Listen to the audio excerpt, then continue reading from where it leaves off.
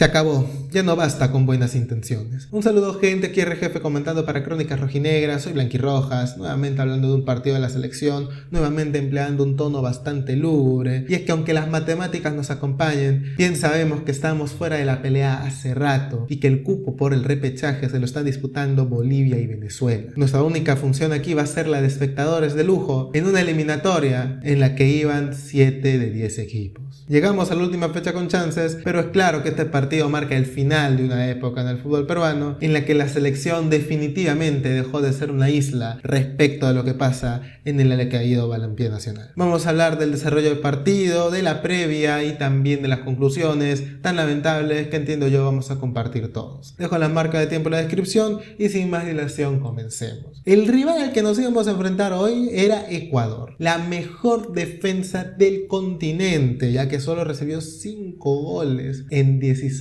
partidos. Mientras tanto, Perú era el peor ataque, habiendo marcado apenas 6. La mitad de esos 6 se los marcó a Bolivia en ese partido 3-1, allá en noviembre. Entonces, era lógico pensar que lo que iba a ocurrir era un empate 0-0 de manual, con un Ecuador que iba a aprovechar su físico para apilarse en el fondo y salir de contra, y un Perú que desesperado iba a intentar imponer su buen toque. Un buen toque que ciertamente a veces no funcionó en nuestras épocas más gloriosas, este siglo XXI, pero que muchas veces no servía para romper partidos, y lo que necesitábamos era la magia, la habilidad, la creatividad de algún jugador que de la nada te invente un pase milagroso y te haga ganar el partido. De hecho, fue así como le sacamos el empate a Ecuador la eliminatoria pasada, en una situación bastante sui generis, en la que Ecuador se queda con 10 porque le falta el polo, un suplente para el cambio. Hoy Perú no contó con esa suerte, y la verdad es que no la merecía. Si bien es cierto, en los últimos partidos al mando de Ibáñez se venía mostrando una idea de juego mejor, era porque en los anteriores procesos no había idea de juego como tal. Ibáñez deja a Perú en su piloto automático natural,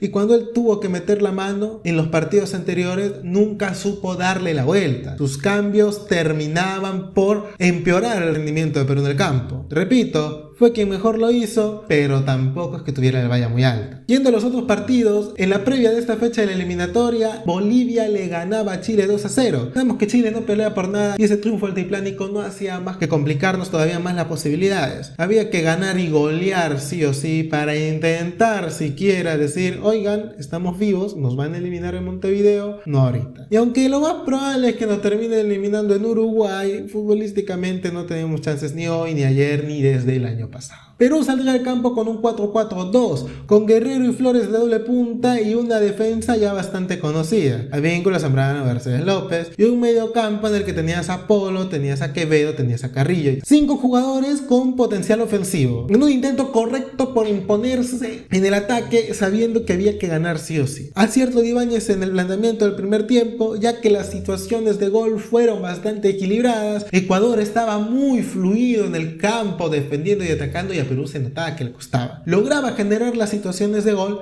pero le costaba horrores. Estaban apurados al momento de dar los pases, se sentían presionados por la defensa ecuatoriana, que en su lugar se sentía muy cómoda al momento de jugar rápido. Y como decíamos en un principio, esto remarca la diferencia entre ambas selecciones, entre una selección que trabaja divisiones menores, que en una federación en la que no se trabaja divisiones menores, en la que no se trabaja promover el talento nacional en los clubes. Y después de varios años en los cuales la selección nos daba alegrías y era una isla de lo que sucedería tanto en la formación como en el propio planteamiento de los equipos del fútbol peruano, hoy por fin se plasma en la cancha de una manera tan clara que ese espejismo se acabó. Perú tuvo su chance con Polo fundamentalmente siendo quien remató 2 veces y no pudo vulnerar el arco que defendía Valle. Y Valle a lo largo del partido creo que solo tiene 2 atajadas clave, a Polo y a Marcos López en la jugada de balón parado. Ecuador, como te digo, estaba defendiendo, pero a veces se equivocaba en las marcas y eso le daba espacios a Perú para encontrar al jugador sin referencia y ejecutar sus jugadas de peligro. Difícil era ver a Perú, eso sí, entrando al área ecuatoriana. La mayoría de remates nuestros fueron de fuera del área, y eso mostraba la poca inventiva, el poco desequilibrio con el que contaban nuestros jugadores para romper líneas y tener alguna posibilidad todavía más clara de llevarnos el 1-0 antes del descanso. Es en el segundo tiempo en el que comienza la verdadera molestia. bestia. Ecuador toma una postura más ofensiva mientras que Perú por su lado se repliega en el campo. Cierra más, le quita anchura a su equipo y se deja atacar más por Ecuador. Si bien es cierto Galencia no tuvo ninguna tajada providencial, su arco sí pasó varios sustos durante el desarrollo de la primera media hora del complemento. Sería en el minuto 75 en el que podríamos decir que la balanza se nos inclina un poco a nuestro lado, ya que Ecuador recibe la expulsión de Alan Franco por doble amarilla. Teníamos 15 minutos para intentar dar con todo el partido, porque sí, es cierto, si perdíamos nos quedábamos fuera,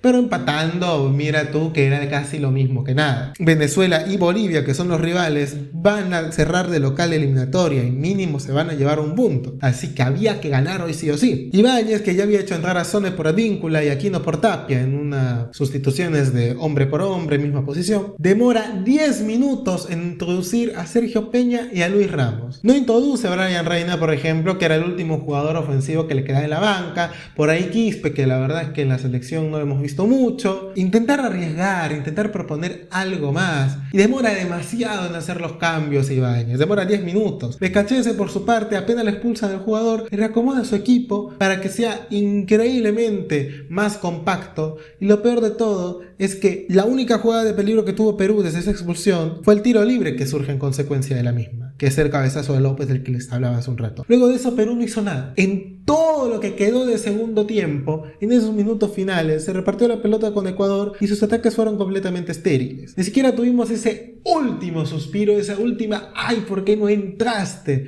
En los últimos minutos. Nada que ver. Y sería así como se terminaría el partido. Ibáñez demoró los cambios, demostró que en el replanteo de partidos todavía le falta, pero que hayamos llegado a esta situación no es su culpa. El empate con Ecuador es completamente mérito suyo, para bien y para mal. Pero claro, culpa de él no es que hayamos echado a perder 2 años de eliminatoria. Pero en el fondo es bueno que ocurran estas cuestiones, porque si no seguiríamos viviendo en la misma ilusión y espejismo de toda la vida, en el que si la selección le va bien, ¿para qué me preocupo del resto? Miremos a Ecuador, que ha desarrollado el fomento de talentos en sus clubes, impulsando la promoción de juveniles de su país. Esto lo viene haciendo desde hace varios años. Mira los resultados, están clasificados de manera muy cómoda al Mundial. Por más que no sean una selección muy goleadora, es una selección que defiende muy bien, defiende increíble, tiene un gran físico en un fútbol que pide mucho físico. Pero uno tiene físico, porque a los jugadores, que los hemos criticado muchas veces, pero ¿qué les puedo decir hoy? O sea, no les puedo exigir demasiado a los chicos, porque ya no les da el físico para seguirle ritmo a unos jóvenes ecuatorianos, no les va a dar, y eso no es su culpa,